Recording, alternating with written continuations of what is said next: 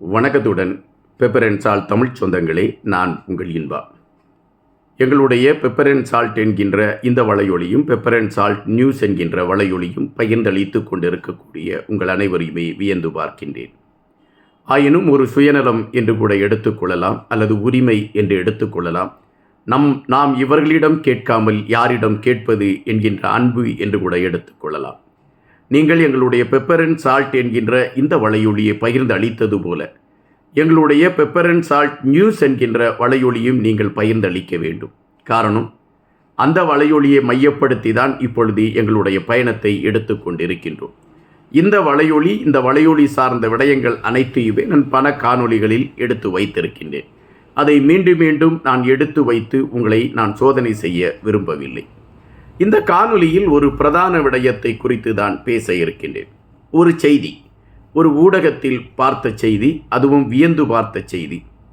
ஒரு சிறுவனை அழைத்து கொண்டு மாவீரர்கள் அல்லது அந்த தியாகங்கள் துயில் செய்கின்ற அந்த இல்லத்திற்குள் அழைத்து செல்கின்றார் ஒருவர். அப்படி அழைத்து சென்றவர் அந்த புனிதங்கள் எதற்காக அவர்களுடைய நினைவு அந்த சார்ந்த விடயங்கள் இங்கு வைக்கப்பட்டிருக்கிறது என்கின்ற கருத்தை அந்த குழந்தையிடம் எடுத்து சொல்கின்றார். அப்படி சொல்கின்ற பொழுது இவர்கள் இந்த மண்ணையும் இந்த மக்களையும் நேசித்து இவர்கள் உயிர் விட்டிருக்கிறார்கள். இவர்களுடைய தியாகங்கள் இந்த வரலாறு இதுவரை பதிவு செய்யாத அதாவது மறக்க முடியாத தியாகங்கள். எத்தனை யுகம் இருந்தாலும் இவர்களுடைய தியாகங்களை யாராலும் ஈடு செய்ய முடியாது. இவர்களையெல்லாம் வழி நடத்தியவர் பெரிய அண்ணன் ஒருவர். அந்த பெரிய அண்ணன் தான் தேசிய தலைவர் என்று தேசிய தலைவருடைய பெயரை குறிப்பிட்டு அந்த சிறுவனுக்கு அந்த தந்தை குறிப்பிட்டிருக்கிறார். அந்த சிறுவன் உடனடியாக அந்த இருக்கக்கூடிய தியாகங்களின் அந்த நினைவு இடங்களை அவன் பார்த்துவிட்டு ஒவ்வொரு அந்த இடங்களையும் பார்த்து அவன் அதற்கு வீர வணக்கம் செலுத்துகிறான்.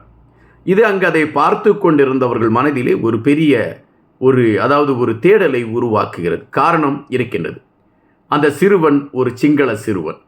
அந்த சிறுவனை அழைத்து கொண்டு வந்தவர் ஒரு முன்னாள் மாணவர் இயக்கத்தின் தலைவராக இருந்த சிங்கள தலைவராக இருந்த ஒருவர்.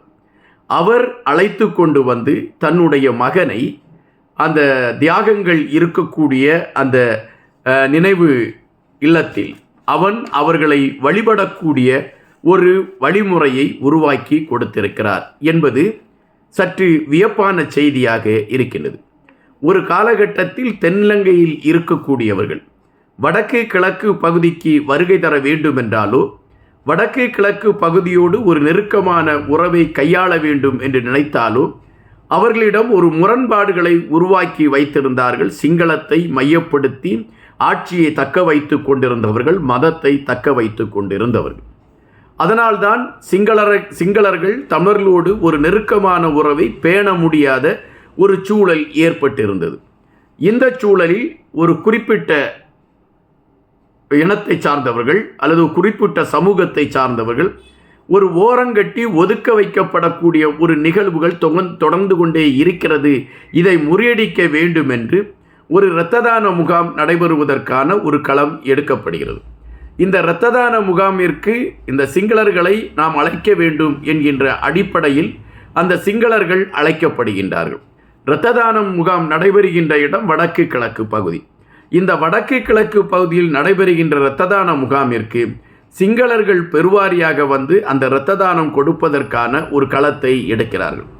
அங்கு பல விடயங்கள் பேசப்படுகின்றன. அங்கு நடந்த அந்த கருத்தரங்கில் பல விடயங்கள் பேசப்படுகின்றது. அப்படி பேசுகின்ற பொழுது அந்த நிகழ்ச்சியில் தமிழ் சார்ந்த விடயங்களை குறித்து பேசக்கூடியவர் குறிப்பிட்ட விடயம், நாங்கள் எங்களுடைய இனம் மொழி சார்ந்த விடயங்களுக்காக நாங்கள் போராடினோம், எங்களுக்கான சுதந்திரத்திற்காக நாங்கள் போராடினோம், நாங்கள் அகிம்சையில் போராடினோம், ஆயுதம் ஏந்தி போராடினோம். அதற்கான காரணம் எங்களுக்கு சுதந்திரம் வேண்டும் என்கின்ற ஒற்றை நோக்குதான். எங்களுடைய அடக்குமுறைகள் உடைத்தெறியப்பட வேண்டும் என்கின்ற ஒற்றை நோக்கில்தான் நாங்கள் இந்த போராட்ட களங்களை எடுத்தோம். எங்களுக்கும் சிங்களர்களுக்கும் சிங்கள பொதுமக்களுக்கும் இடையே எந்த கருத்து வேறுபாடும் இல்லை என்ற கருத்தை அங்கு தமிழ் சார்ந்த ஒருவர் எடுத்து வைக்கிறார்.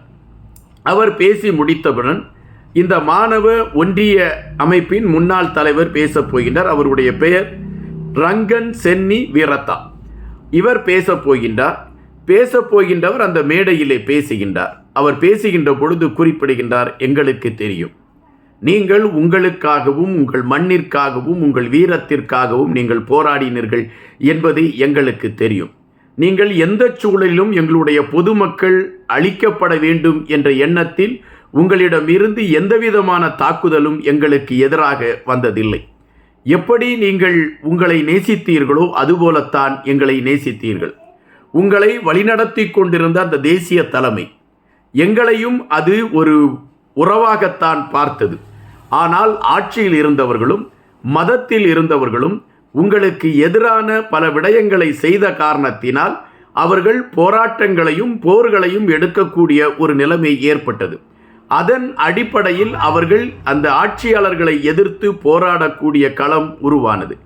ஆனால் அவர்கள் எந்த சூழலிலும் ஒரு சிங்கள மக்களை கூட அவர்கள் இன்னல் படுத்தவில்லை.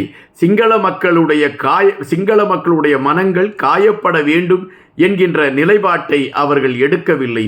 தொடர்ச்சியாகவே அவர்கள் தங்களுடைய உரிமை சார்ந்த விடயங்களை மையப்படுத்தி மட்டும் பயணித்து கொண்டிருந்தார்கள். அவர்கள் வாழ்ந்த இந்த மண்ணில் வந்து நாங்கள் இன்று நிற்கக்கூடிய விடயம் எங்களுக்கு பெருமையாக இருக்கிறது.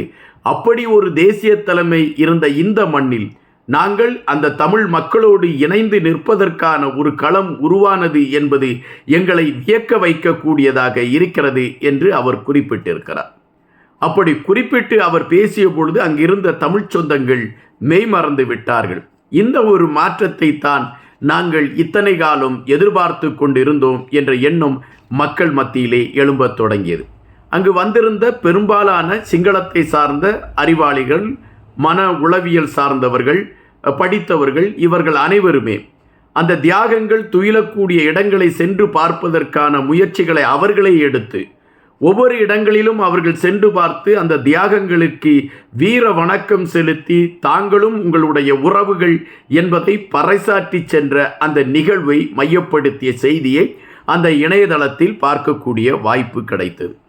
அப்படி பார்க்கின்ற பொழுதுதான் இந்த மாணவ ஒன்றிய தலைவர் தன்னுடைய மகனை அழைத்து கொண்டு போய் அங்கு போய் உன்னுடைய பெரிய அண்ணன் ஒருவர்தான் இந்த மக்களையெல்லாம் வழிநடத்தி கொண்டிருந்தார் என்று பெருமைப்பட சொல்லிய அந்த விடயங்களையெல்லாம் அதில் படிக்கின்ற பொழுது இந்த மாற்றம் முன்பே நடந்திருந்தால் பல உயிர்கள் இழக்காமல் காக்கப்பட்டிருக்குமே என்கின்ற எண்ணங்கள் தோன்றுகின்றன. இப்பொழுது இளைய சமுதாயம் எழுப்பியிருக்கக்கூடிய இது போன்ற மாற்றங்கள் பேசுபடு பொருளாக மாறுகிறது என்பதை விட தமிழர் தாயகத்தில் ஒரு இணக்கமான அல்லது தமிழர் தாயகம் விரும்பிய ஒரு உரிமை சார்ந்த களங்கள் உருவாவதற்கான ஒரு வழிமுறையை அது கொண்டு வரும் என்கின்ற நம்பிக்கைதான் எல்லோர் மனதிலும் எழும்புகின்றன. அனைவரையுமே நாம் தோழர்களாகவும் நண்பர்களாகவும் பார்க்கின்ற ஒரு காலத்தை இயற்கை கட்டியமைத்து கொண்டு இருக்கிறதோ என்கின்ற நம்பிக்கைதான் மனதிற்குள் எழும்புகிறது. நன்றியுடன் இன்பா.